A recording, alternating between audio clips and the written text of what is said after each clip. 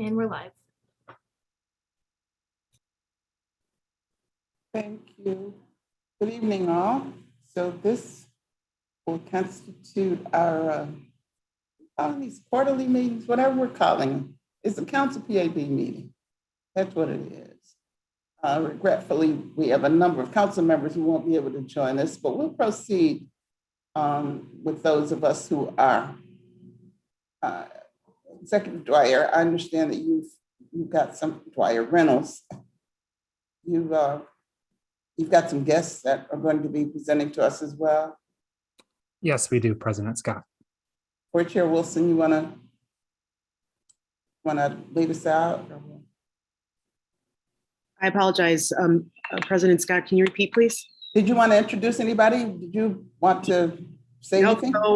So I'm gonna actually go ahead and let Connor introduce SMK. So this is their night and they're gonna tell us about all the exciting things they're doing. Yes. Great, thank you.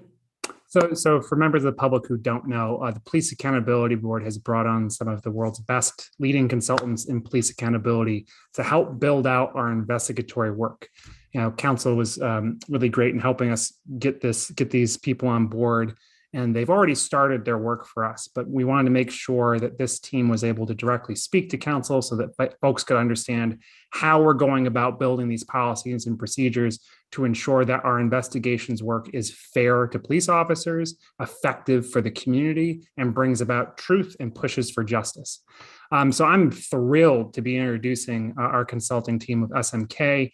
SMK is made up of Mina Malik, Thomas Kim, and Ron Sullivan. You know, what makes this team so special is the fact that they've worked on every single side of the criminal justice system, bringing together knowledge of working with law enforcement and working to hold law enforcement accountable. I'm going to let each one of them introduce themselves so folks can get to know them a little bit better.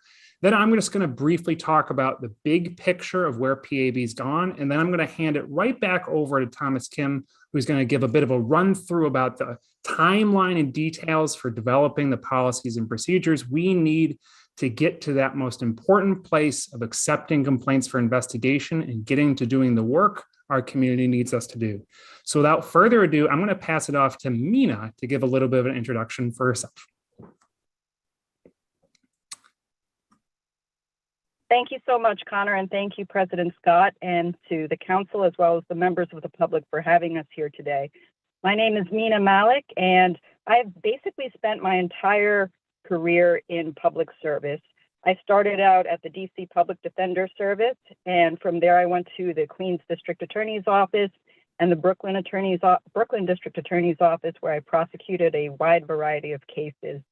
I ended up at the Civilian Complaint Review Board for the City of New York, which is the largest police oversight agency in the entire country, where I served as executive director during a time when we were implementing new policies and procedures at the CCRB and making sure that the CCRB mandate was fulfilled in terms of impartial and fair investigations for police officers and the public alike. I've also done a stint as Deputy Attorney General for Attorney General Carl Racine in Washington, D.C., and served as his special counsel. And I have spent my entire life basically serving the public and making sure that justice is meted out in a fair and impartial way. Thank you, Mina. I will pass it off to Thomas. Good evening, everyone. It is an absolute pleasure to meet this fantastic group. My little bit of my background, I served under Mina as a Chief of Investigation for New York City CCRB, as well as help rebuild Chicago's COPA as their first Deputy Chief during their transition.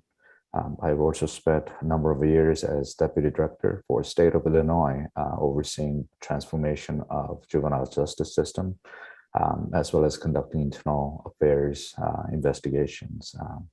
And my government work also extended to serving within Army Central Command as a member of SARB, overseeing all of the allegations and wrongdoing associated with Army Central Commands, especially related to sexual assault and abuse of service member to service member, as well as national to service members.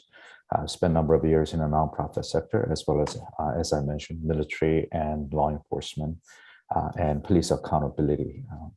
And also I'm a licensed clinician as well as a licensed clinical social worker. So it's exciting to have this opportunity. Thanks, Thomas. And finally, I'll pass it off to Professor Ron Sullivan. Sorry. Hi, I'm Ron Sullivan. My day job, I'm a professor at the Harvard Law School. In my evening job, I guess, I consulted municipalities all across the country in a host of criminal legal system matters. Just briefly and to give some flavor, I was a special counsel for Louisiana post Hurricane Katrina, where I rebuilt the criminal justice system after Katrina and got over 6,000 people out of jail who were wrongfully detained as a function of the flood. Here in New York, I served as a special counsel to DA Ken Thompson. I designed and implemented the conviction review board in Brooklyn, the conviction integrity system, where we reviewed a number of convictions, and several people were released as a function of being wrongfully convicted. And I served as a special counsel in St. Louis, Missouri recently, where I led the prosecution team in the prosecution of then sitting Governor Greitens. So that's a sample of some of the work I've done for jurisdictions around the country. Thanks, Ron. Obviously there's so much to talk about tonight, and we got to keep it a little bit brief, but the hope is for me to start with a little bit of an overview of all the things that PAB is up to, where we're going with the big picture, hand it off to Thomas and SMK to kind of get into the nitty gritty just a little bit on the policy and procedure for investigations. And then hopefully we can open it up at the end for some questions and answers from council members. And just to emphasize that we hope that this, as I've talked to Thomas and Ron and Mina, they've just talked about how excited they are to get to meet all of you, to be able to answer your questions, not just today, but in the weeks and months to come. Hopefully this can be the start of a longer dialogue with all of us. So just to get folks started, the PAB right now is just deeply focused on hiring. We currently have about 36 positions that are listed on the city's website. By filling these positions, we are aiming to build out the core of our investigatory teams and provide those investigators with the operational support they need to do their work. By creating jobs pipelines, targeted recruitment strategies, and building a candidate assessment process that is fair and equitable, PAB hopes to build the diverse team that is truly representative of Rochester and can do the work that needs to get done. And I'll give a special shout out to our Chief of Public Affairs, Natalie Banks, and our Chief of Operations, Roosevelt Antonetti, who've been doing amazing work to make sure that our hiring process goes smoothly, especially by partnering with HR. Director Tassie Demps and Tom Miller and the wonderful staff over there have been giving us fantastic service. We just got to have a great meeting with them that lasted an hour. They are clearly committed to supporting the PAB's work. Beyond hiring, we are also doing lots and lots of operational and infrastructure build out. And a core part of that work is getting the professional services we need to perform all of our work quickly. In the weeks to come, we will be finalizing proposals for contracts to submit to council, from everything from a communications team to help us with the public awareness campaign that we need to launch come the beginning of next year to make sure that all Rochesterians understand PAB's work, how to engage with us, and how to file complaints. A lease for new office space. We've been working wonderfully with the city's security team, real estate division, IT, everyone finding the space that will work for PAB and where we can get our doors open as quick as possible. A contract to help us with non-investigator training, all of the training and onboarding work that needs to be done that SMK can't necessarily help us with, the kind of training, specific modules on things that the city charter requires that we have to get done. Language access, planning, and implementation. This is so important for PAB to have a process for doing the investigations work, having complaints, having forms that are accessible to all Rochesterians. So we have a fantastic, hopefully, plan and contract to get that work done. And then finally, a website redesign to make our website that we just launched last month state of the art, making it the most accessible possible public face for PAB and all of the work that we come to do. Besides that kind of contract work, there's so much procurement and purchasing that has to be done, whether it's selecting case management software, getting the forensic analysis equipment we need, vehicles, et cetera. And I want to thank the purchasing department for working very closely with us to get these kind of requirements filled as quickly as possible. IT has gone out of their way to make sure that we can move around supply chain backups to make sure we're getting the laptops we need in the time. So just that kind of cooperation has just been phenomenal. And I want to again thank Bill Bordeaux and all the amazing people at IT for getting us there. You know, beyond hiring, beyond the infrastructure build out, it is the policy and procedure that is the heartbeat of our work in both the recent weeks and the months to come. And at this point, I want to give a particular shout out to the Law Department and Deputy Corporation Counsel Patrick Beef, who's gone out of his way to be of assistance to the PAB during this time. Deputy Corporation Counsel Beef is proving himself to be a fantastic troubleshooter who knows how to cooperate and work with everyone. And so I just want to thank him and his team for making so much smooth in the last couple of weeks in meetings with me and meetings with SMK. It's clear that we are going to get this work done. We are going to have a functional PAB, and it wouldn't be without the assistance of all the different departments and people that I've just listed. So now I want to get to the meat of this, be able to give you folks a bit of an in-depth overview of where we're going in terms of policy and procedure work. As SMK will lay out, doing investigations properly is an exceptionally complex task. You need rules that are clear, well-defined, written for both the specific context of everything from a city's government structure to the governing rules of the city charter to the nuances of police due process rights and best practices. And writing these procedures takes expertise, it takes time, it takes input, it takes collaboration. And that's why I'm so thrilled to have been developing this plan with Thomas, Mina, and Ron over the last few weeks. We're excited to give you a bit of an overview of how we're going to get from 0 to 60 in a way that is quick and in a way that allows us to actually be driving the car at a speed that works for everyone. So I'm happy to pass it over at this point to Thomas to give a little bit of a visual and narrative overview of how we're going to get there. Wonderful. I think 0 to 60 is good knowledge and to keep it within the speed limit. But in reality, I think we're going to go from 0 to 100 pretty quickly. Let me share the screen with you. And I would assume you could see this. And if you're not able to, please let me know. So what I wanted to do was to provide overall picture of the build-out process for Rochester PAB, as well as a little bit in-depth process in what the sequence and what we call a sync matrix or sequencing matrix. What needs to occur in order for next step to run smoothly. So overall picture-wise, in terms of how we're looking at and we're operating is 4 phases. And even though it's sequential, some are laid on top of each other so that we're not waiting for one to get done over the other. So I'm not going to spend a lot of time. This is overall picture, but next slide is going to have a little bit more in-depth, and then we'll go into, in essence, phases by phases in terms of what is involved with that. There's a lot of words on here, but it's more for Connor and our team than for this group, but you're more than welcome to ask questions associated with it. We are essentially in phase 1 with recruitment process, as well as we'll be helping and assisting our PAB with interview process, how to select the best candidate, and then run them through training process.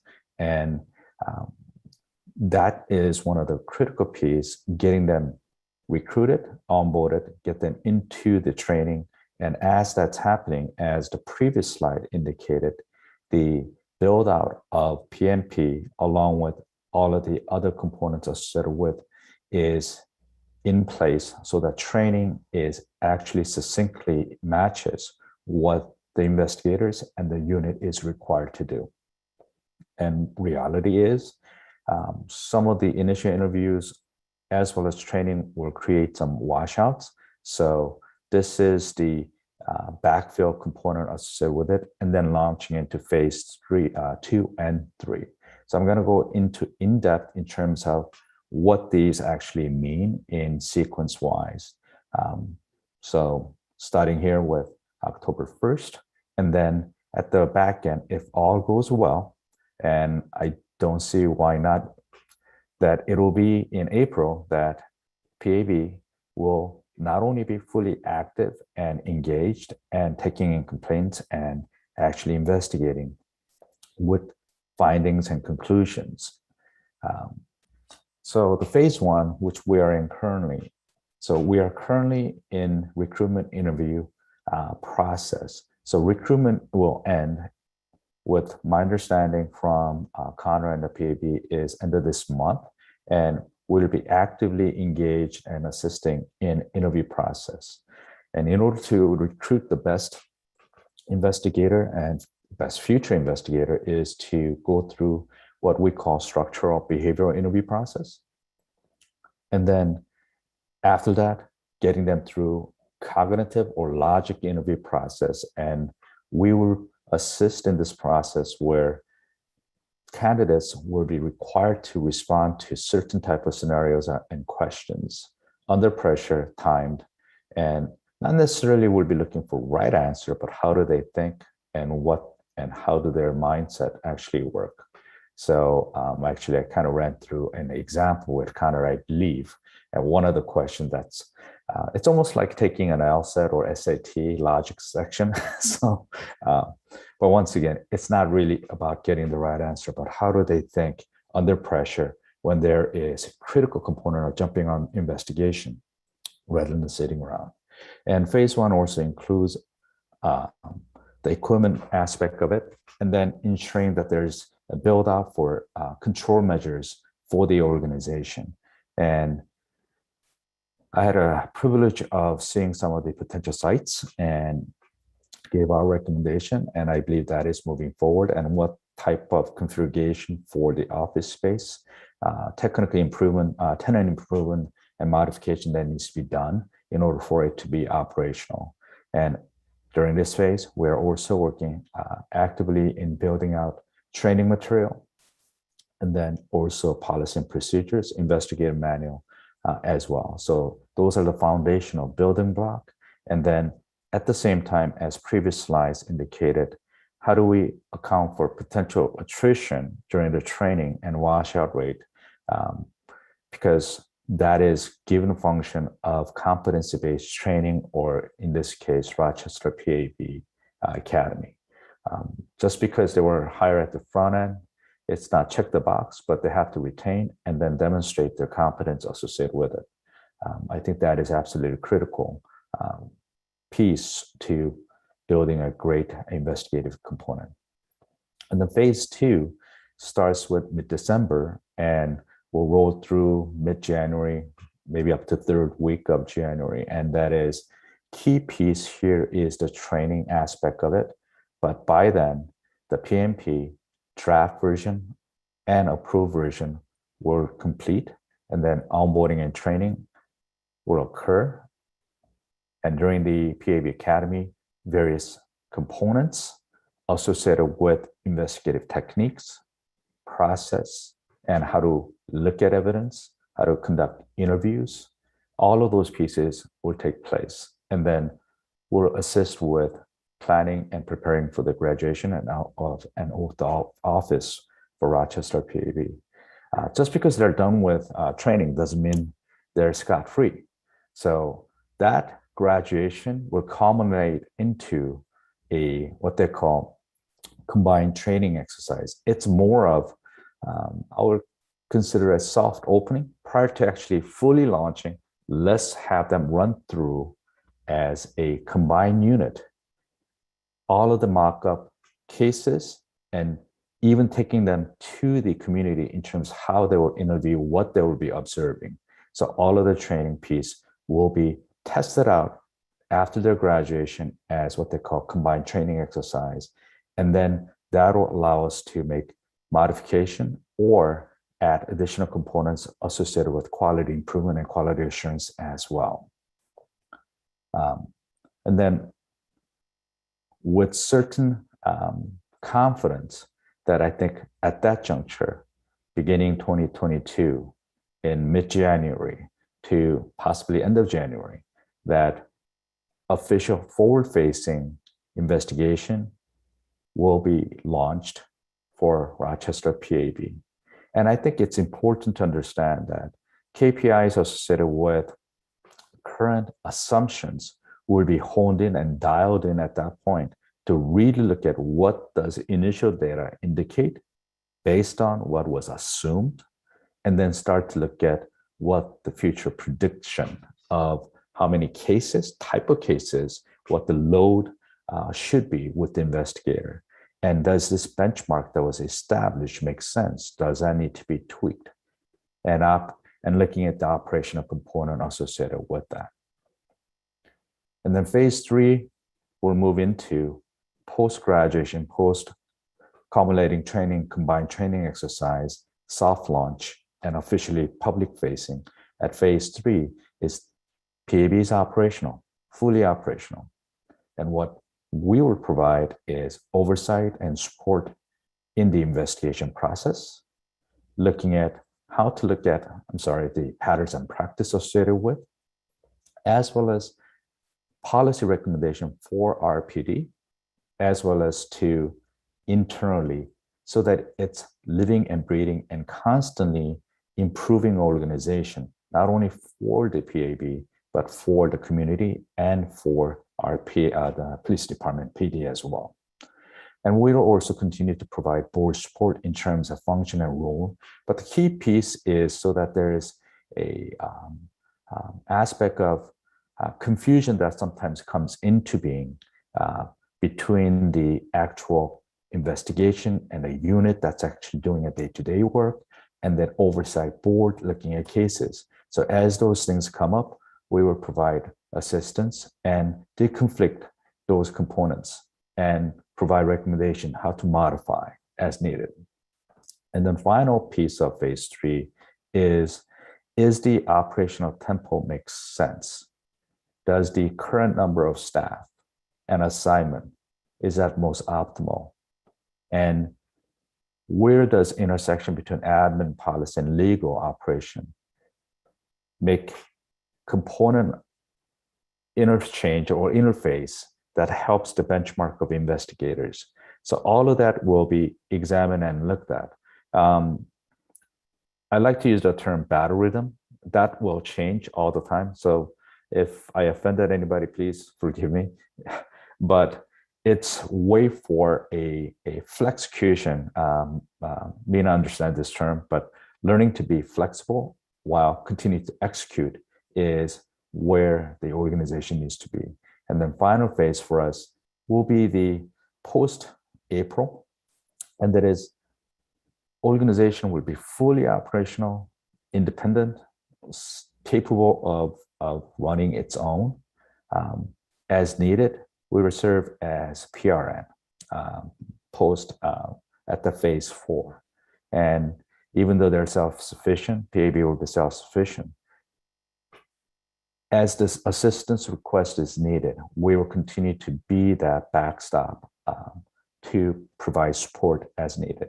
So this is kind of like, maybe not at the granular level, but in terms of what the timeline looks like, the key piece is how to execute this glide path so that we end up where it needs to be and officially be confident that the citizen, the public of Rochester has a functional, highly capable, and effective police accountability board that provides relational as well as systems changing outcome for the city. pending your question or comments, we're glad to answer any, I guess, questions or comments associated with this. I'll keep the screen up.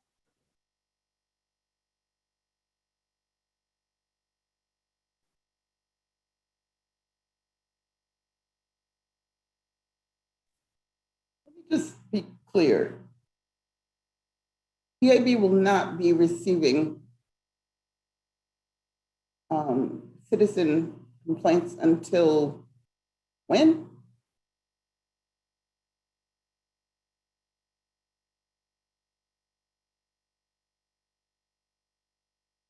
Am I on? No, I'm not on mute. Oh, okay. I was trying to look for a mute button, unmute button. The key aspect is to make sure that academy and training is done with the new investigators. So, which will mean it'll be in January within the next several months. It's at phase 3, right, Thomas? Correct. Yeah, so it's sometime in there, the January. Phase 2, phase 3 overlap, Right. which is right here. Yeah. So you'll start hearing complaints in January, Connor? So that's the hope, is getting a place where sometime January, February, sometime around there, if everything goes correctly, we have to have the, all of these pieces together, getting the website in a place where we can accept complaints, making sure the database and case management software is there, all of that. The hope is we can move as quickly as possible and the glide path as smooth as possible. Yeah, definitely that first quarter of next year would be the goal. Just keep in mind that as a piggybacking on that, initial ramp up and the number of cases coming through would be probably higher than anticipated, because many who are and who were waiting for this to launch will be reporting situations, as well as launching investigation on its own, looking backwards at number of cases. So that's why it is critical to get as many staff and investigators on board and trained up quickly as possible. And then eventually, within probably Q2 and 3, it will tend to kind of offside and stabilize. So I hate to use this kind of analogy, Dr. Fauci used to use it all the time. There's going to be a peak, and then there'll be lull, and then there'll be stabilization in terms of number of cases coming in and how the cases get processed through and concluded. So then at that point, there would be kind of equilibrium in terms of number of cases and dispositions.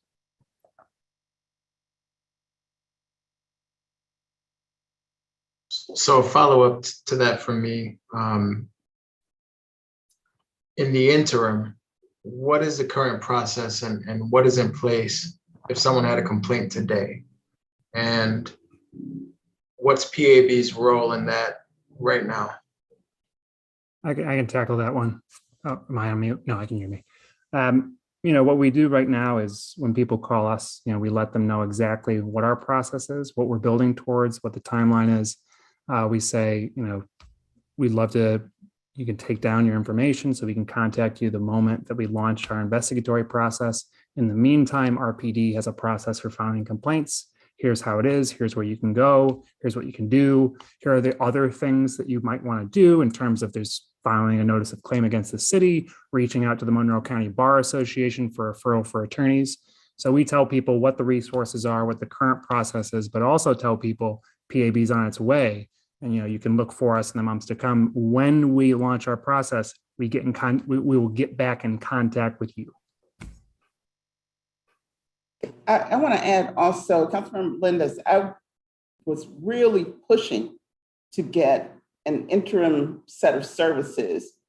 And Connor worked with the Center for Dispute Settlement to pull together an agreement where they would continue receiving complaints during the interim. But there was a provision in that was untenable to me. And that would require that the the board that was receiving those complaints be paid. And that would set a wholly unacceptable precedent. Although there was no one that I have yet to be able to contact that was aware that that board was receiving payments previously. And in fact, when I first inquired, I was told they were not. And subsequently, it was determined that they were, which sort of gives you an indication of how separate RPD tends to operate. I could not, in good conscience, authorize the payment of what we had assumed was a voluntary board. Given the number of voluntary boards that operate and provide service to the city, that would be a precedent that I could not support. So we wind up with only professional standards and whatever else Director Reynolds just described. If I could speak into this, there is a potential interim gap mitigation that I could recommend to PAB, and that is starting in November, granted the intake form and way the citizens of Rochester could make complaints is finalized. Interim process. Only thing is then the first set of investigation will be a little bit elongated because the launching of the investigation will be at the back end as they're graduating. And then that could also serve as a training mechanism because now we'll be looking at real complaints coming in during the training component as they're launching forward. With clear understanding that Mr. Let's say Johnson or Mr. Lee understands that even though we are mandated, we are going to jump on these cases once it's fully operational in quickly expedited process possible. At the launch process, that investigation will be backloaded so that there is no expectation at the front end that soon as the complaint is made, that there be a disposition within 60 days versus at the first group of set of investigation will take longer. That has to be adjusted and looked at because then what's going to happen is usually the backlog is how the unit will start.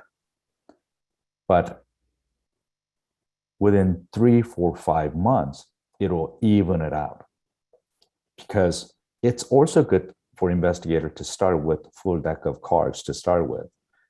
So that's an option that we could explore post this meeting in terms of if that is the direction the PAB and Director Connor wants to go, then how that will occur, what that looks like, upside and downside associated with that. No doubt we can definitely explore something like that. It would all depend, of course, on case management software, our ability Correct. to launch, notify, all that. So we'll take a look at it and see if we can get something like that done. Correct. That is a critical. CMS has to be there in order for that to be registered in. Right. So.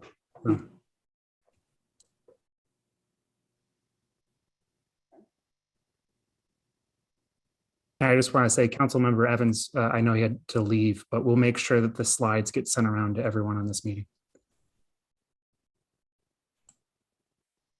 I have a question. Sorry that I can't be on camera. President Scott, can I jump in? Yes, please do. Thanks.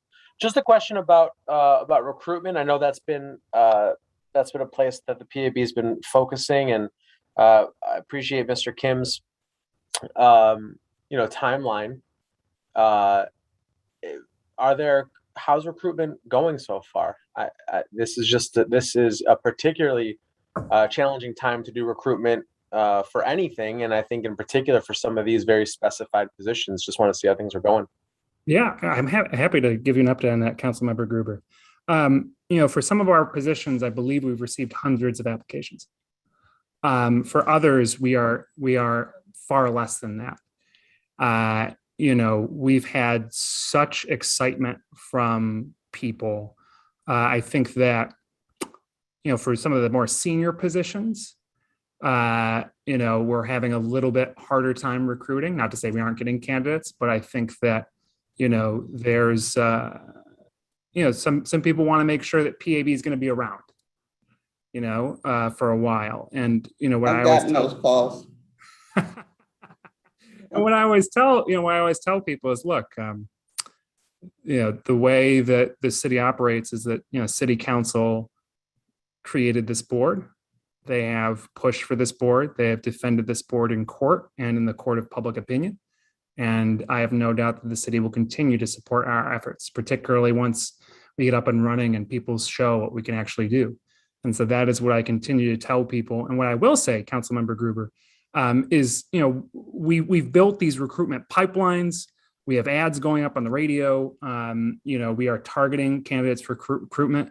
What I would welcome is if, council members have their own networks, we would be more than happy to partner with you to get our flyers out, our ads out, particularly for specific jobs that we're looking for a little more recruitment on. We'd love to partner with you on that to make sure we got diverse local people applying for these jobs. It's our top priority, is filling these positions with those kind of people. I'm glad to hear that there's hundreds of applicants for certain jobs and that there's a lot of interest. I'm particularly interested though in some of the very specialized positions. In particular, I don't know if this has changed since the consulting firm got involved, but at one point there was something like 20 plus lawyers that you were hoping to hire, Connor. And I know that Rochester, for those out of towners on the call, Rochester is the biggest city in the country without a law school. We have some deficits here in terms of being able to have that kind of local talent. Unfortunately, is the reality that you're looking outside of the community for those lawyers, or that you have potentially changed the requirements from being a lawyer? Or that you're just kind of hoping for the best? It's a little mix of both, Councilmember Gruber. First, we have been so focused on targeting local attorneys, reaching out to everyone from, the Monroe County Bar Association, Rochester Black Bar Association, going as far as to look at every single Monroe County attorney that's on LinkedIn, getting every single person we can, because our priority is local people. And, obviously Western New York is kind of our second priority there, working with the, Western New York Minority Bar Association to get people excited and interested, holding informational sessions, all of that. So that's kind of the one end of things, really, is focusing on getting every local attorney we can interested in talking about this. But the other end of things too is, this is something that I think we've all worked together, SMK and PAB, is thinking about how to make that investigatory work flexible in terms of who can be doing it. So, we're working with HR right now to get some non-attorney investigators filling some of these positions, right? Instead of all of maybe the, full, instead of having, 24 attorneys, you're going to have, 8 of those or something be non-attorney, right? So that some of the cases that might be lower level might not require as much legal analysis to do the investigation and post-investigation work on. You can have that done by non-attorneys. And so that's kind of, again, flexibility, growth, changing to new circumstances to both address kind of the job pool idea, but also the idea that this is actually an even better way to build the agencies, to give us some non-attorney positions to fill people, to get great candidates who might not have a JD. Just to add a little bit more of context and humor as well, because it's a serious meeting. I'm the only non-attorney among SMK, and I think I add some value to that. I would hope Ron or Mina would agree to that. There are investigators who can be trained and who are trained, who could take on various levels of investigation, but certainly having a lawyer is a very, very good thing. And if there is lack of interest or recruitment that results in less than optimal attorneys, then as long as we could get investigators who are non-attorney hired on first, I think would be easier. then continue to recruit attorneys. Then as the investigation and as they complete their training and graduation, attorneys are brought in at the mid or back end of those investigations. Then they start to get more involved in analysis and conclusion of it. So rather than waiting for attorneys slots to be completely filled. So key thing is modularity and synchronization, so that not every piece has to be in this puzzle for it to be operational. But the key component, and I'm glad that Connor and we had those discussion, several discussions in terms of looking at flexible option associated with investigators.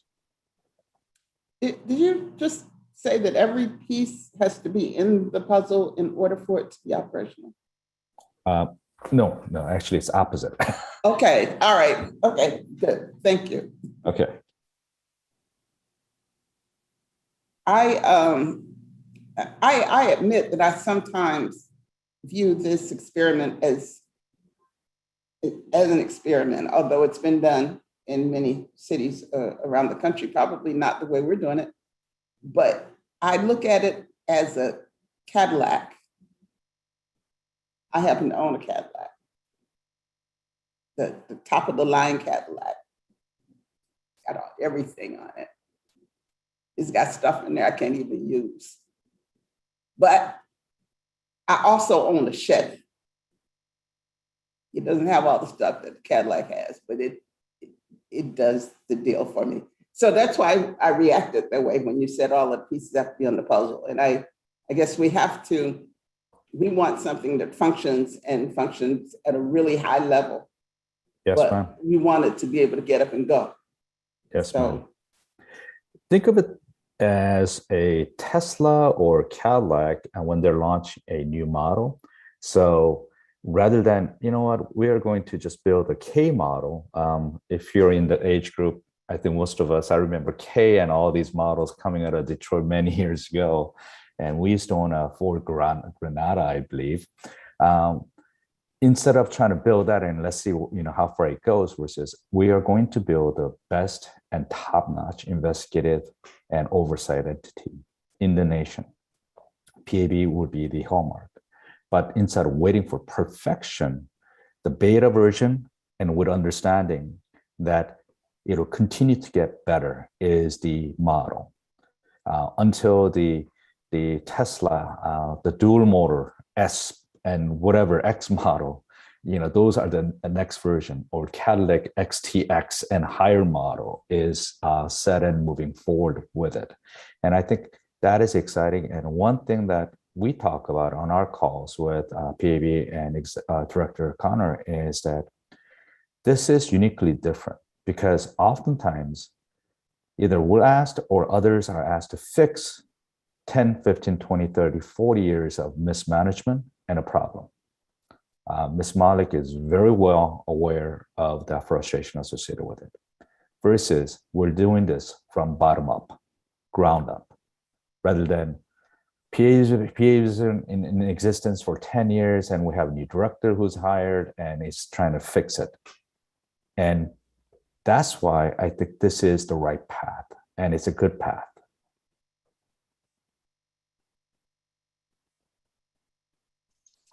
okay, President Scott, if I can ask a few questions. please do.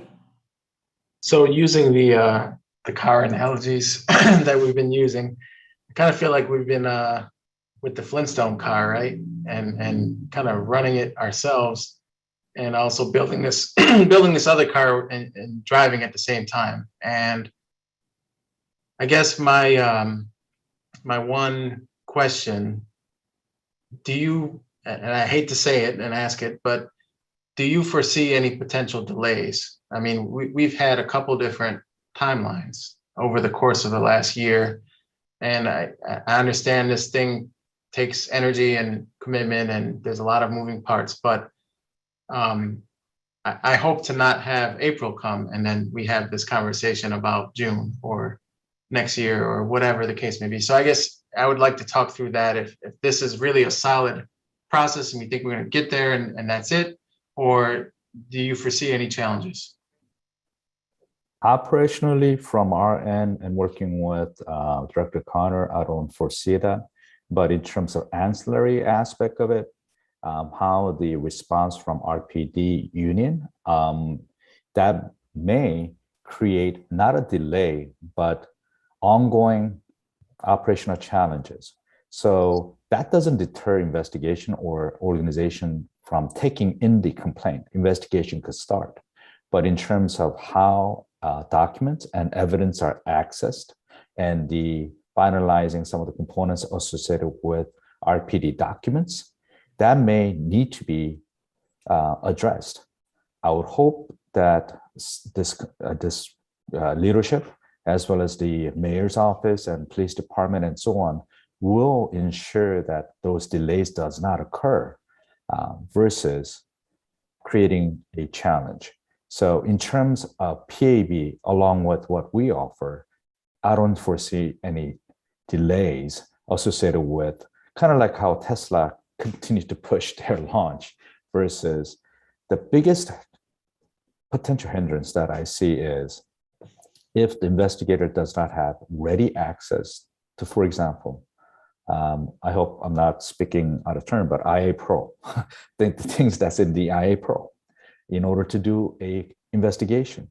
If that has to be negotiated with RPD, then that's going to delay the investigation, not delay the launch of the investigation, as well as access to officers with police union. So there could be of those hiccups or challenges that may end up getting litigated.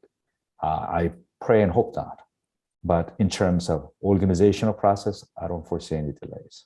And I'll just piggyback on that by saying that, this is why that hand of help from the law department's been so useful.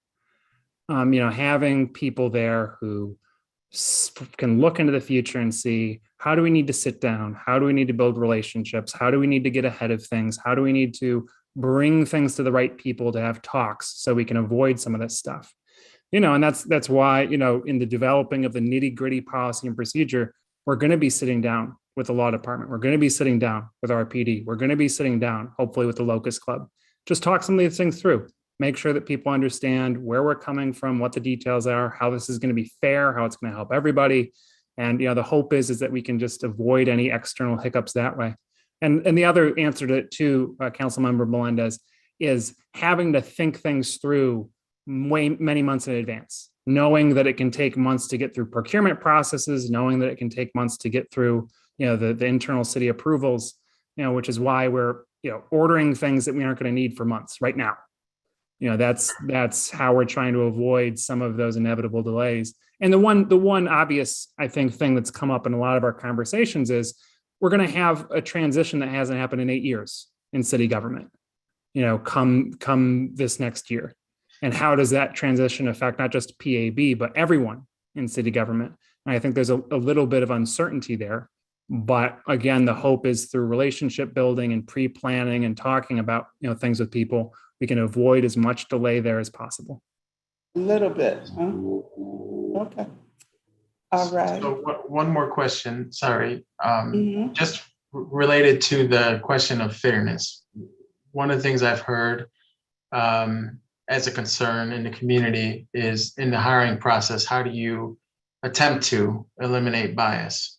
Can you talk through maybe what that looks like, just for my understanding? And I know you can't necessarily understand everything in an interview, but just what's there in place for that?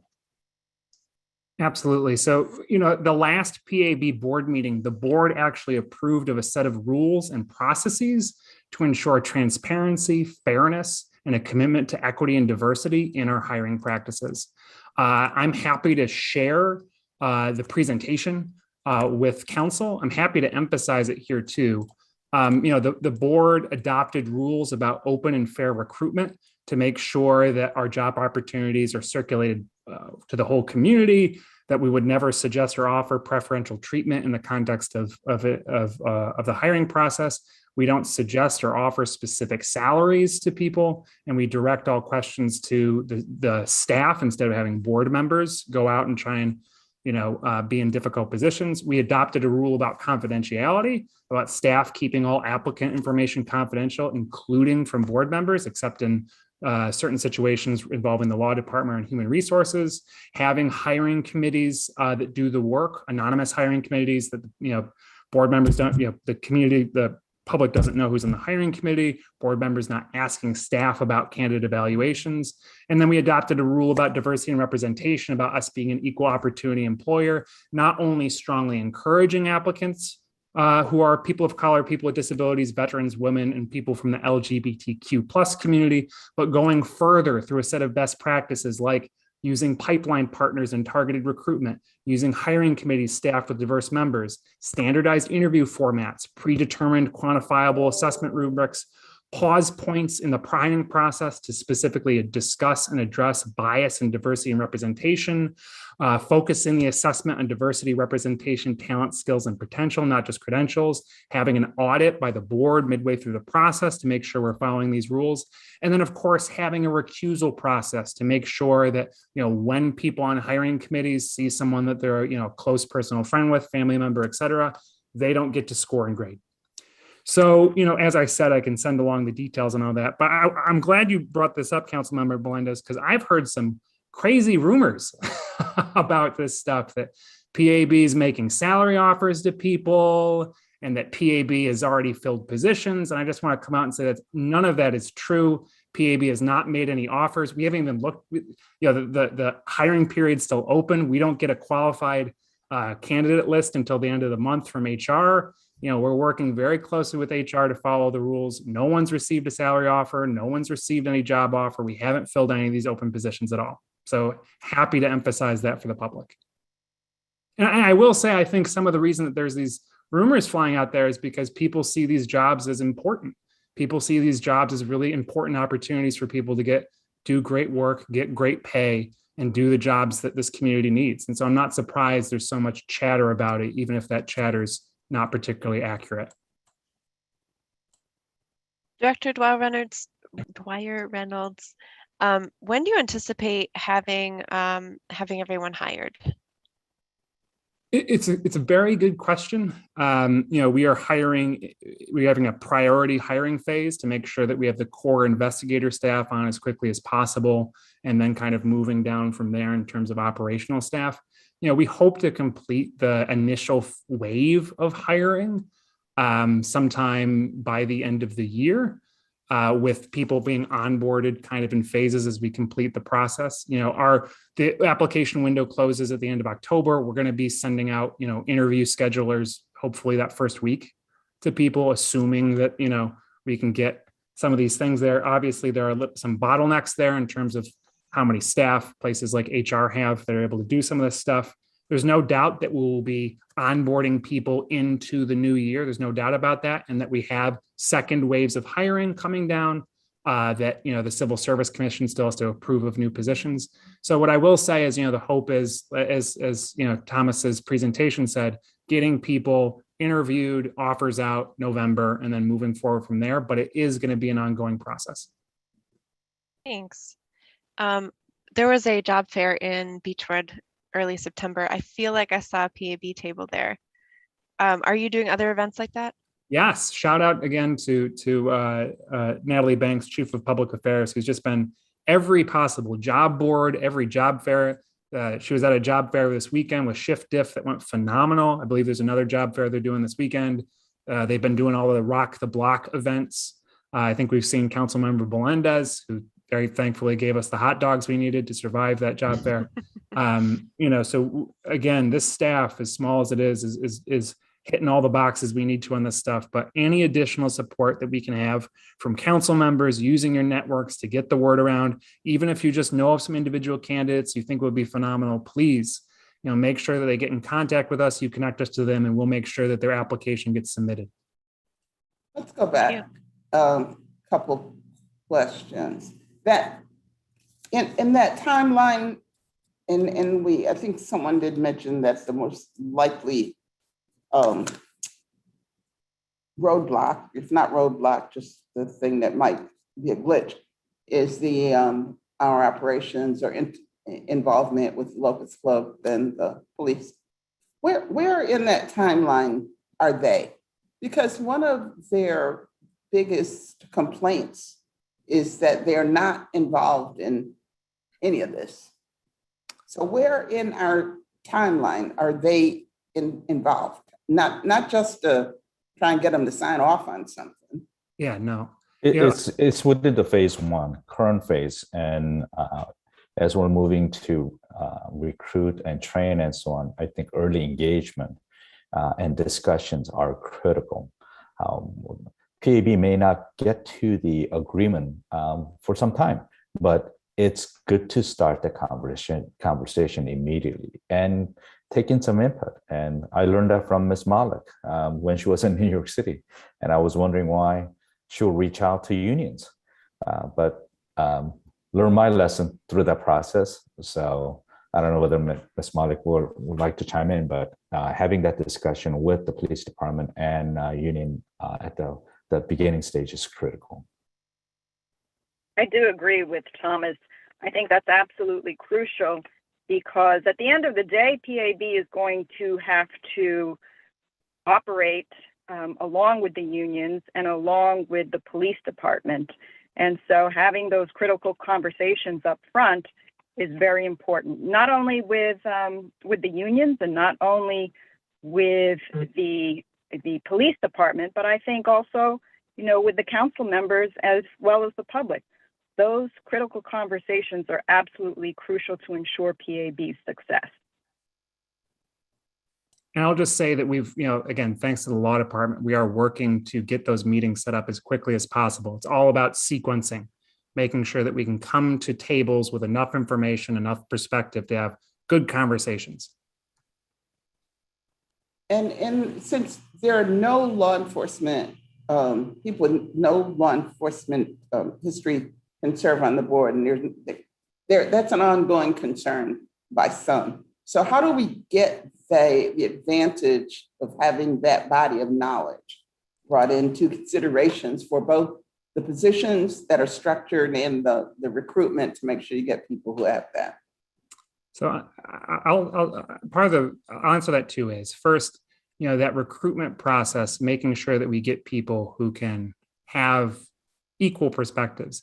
I think that hiring SMK, which has such great both sides of the ball experience, working with law enforcement, doing law enforcement, having them be a crucial part of that recruitment process, that's a big thing for us. When we saw their resumes on this, we knew that was going to be important for us.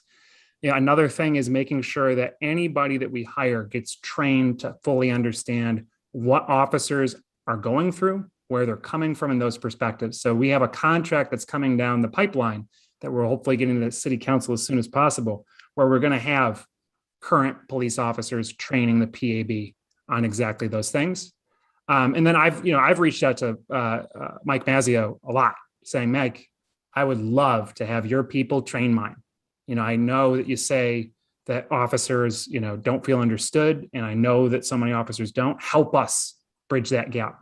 Directly help us with this. And I'm hoping that Mike, and the Locust Club will take us up on that, because we're serious about it. We need that experience. We need those perspectives to get the work done. And to add another perspective, when we were building our brand new entity in Chicago, one of the key components was meeting with the Chicago Police Department Deputy Superintendent of who runs the academy, so that the training process included time spent in their academy. So not for investigators to become a police officer or detectives, but for them to know how they're trained and what are the perspectives associated with it, along with tagging in with the patrol officer in different shifts to see different perspective as well. And when this was kind of funny moment, but when we're training CCRB investigators during the academy, we had essentially the SWAT team storm the training room unannounced, so that when they're investigating the complaints, what that feels like and why these officers do what they do, not to give them pass, not to but understand what the process and how they go through and what their trainings look like. so that when investigators are looking at those cases and the policy units are looking at those cases, they can make good recommendation on policy changes to the training department of RPD as well. Because that will enhance the community, better train officers, because a lot of the officers we interact with said the same thing. The patrol guide NYPD is yay thick. We can't remember all that. So then, and things change all the time. And unfortunately, some of these officers didn't realize some of those, the patrol guide, change occurred. So those are the things, hopefully the PAB will start to pick up patterns in practice and realize, there is a issue, and a lot of these same investigations are coming up, not because these are bad officers, there will be some, okay, but because there's a training program issue within the RPD, or that how the communications are not flowing down to the patrol officers. Okay. Additional questions or comments?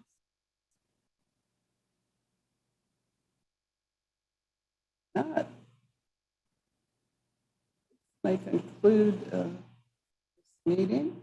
It's been very informative to me, although I looked at the video that the three of you presented to the PAB several months ago. So I did have some level of understanding about your backgrounds and the work that you've been doing. It was impressive then, and it is now.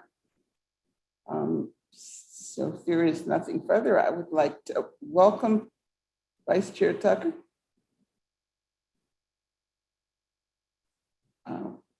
Thank you. Thank you. You're welcome. We are then adjourned. Good night. Thank you, everyone.